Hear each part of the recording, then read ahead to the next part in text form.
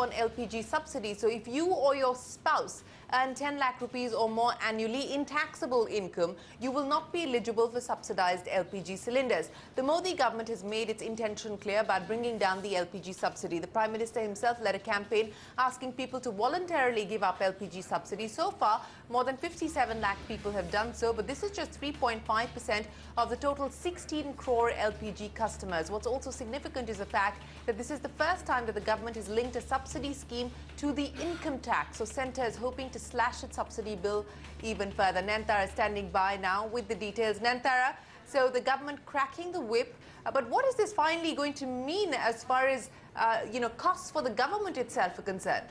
Shireen, I've been speaking to a whole host of people, and I don't think it's actually going to do a lot for the subsidy bill in the next fiscal.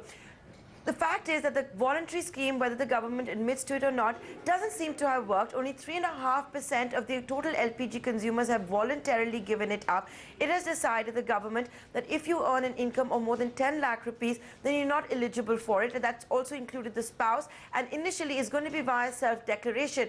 But the fact is, how many people pay income tax in that bracket? So if you go to the Ministry of Finance website, it turns out only 13.78 lakh people pay tax if they fall in the slab of 10 to 20 lakh rupees, and only 4.06 lakh people pay tax if they're in a tax slab of greater than 20 lakh. So far, only 57 lakh have given up. You're looking at another figure of 18 lakh people. That's assuming none of them have already voluntarily given up. So it's not going to do a lot for the subsidy math. What perhaps this is sending out a message to consumers is that there will be no subsidy for those that don't deserve it. So the big question is, could kerosene be the next step?